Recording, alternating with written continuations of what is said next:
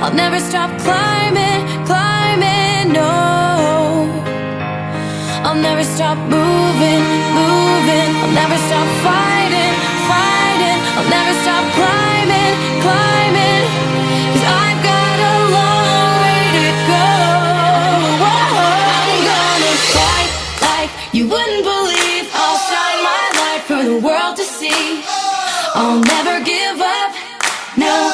I am determined to fight like you wouldn't believe. To shine my light for the world to see.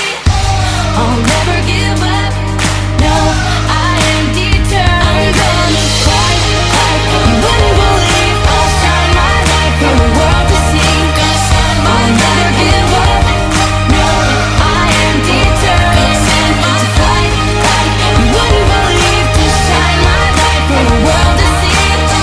I'll never give up, no.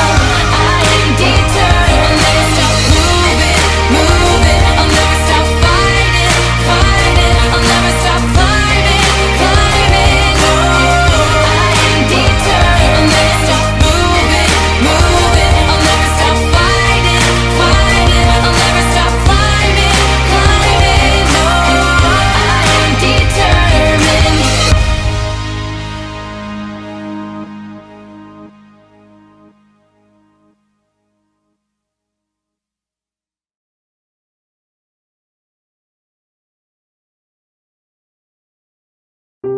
The Bible. It's 66 books of history, stories, letters, and poetry that fit together to form God's one big story. The epic adventure of how He created us and loves us so much that He made a way to rescue us. As we travel through the Bible, from Genesis to Revelation, we discover people who met God and found their lives changed forever. And now for an amazing story, inspired by the books of Matthew, Luke, and Acts. When Jesus returned to life, roller coasters hadn't been invented yet. But as far as his friends were concerned, they might as well have been living on one wild coaster ride. Peter and Matthew might have gone over the whole story one more time as they walked the dusty roads from Galilee back towards Jerusalem. Remember how it started? Jesus does all these miracles, thousands of people gathered to listen to him. And we hear God's voice saying, "This is my son, and I love him."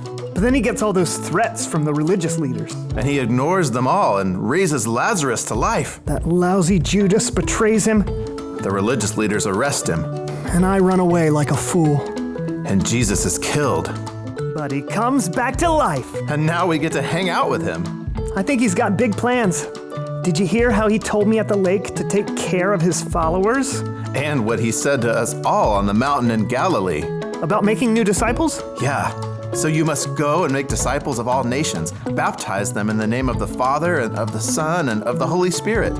Teach them to obey everything I have commanded you, and you can be sure that I am always with you to the very end. Big job. How do you remember all this stuff? I record it. You should write a book sometime. I'm still not so sure about the Holy Spirit part. Same. But Jesus is here with us now. We can do anything while he stays with us. Forever!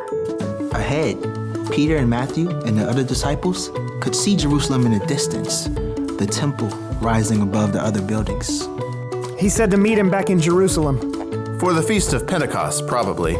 That would be the perfect time for him to do something big. If he wants followers in all nations, that must mean we take over Israel first, right? I don't know about the takeover part. As Jesus' friends returned to Jerusalem, Jesus led them to a hill outside the city near Bethany. Nice view of the city from here. I bet he's finally gonna give us all the big plan now. He already did. Make disciples of all nations. Yeah, but how? Is he gonna gather 50,000 people at Pentecost? Or maybe he'll take us all with him on an epic road trip. He probably wouldn't have brought us all up here if he didn't have something big to say. Sure enough, as they ate a meal on the side of the hill, Jesus told them, "Do not leave Jerusalem. Wait for the gift my Father promised.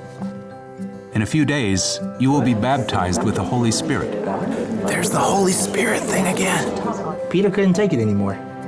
He had to ask, Lord, are you gonna give the kingdom back to Israel now? Everyone stopped talking, then looked to Peter, then to Jesus. who shook his head. You should not be concerned about times or dates.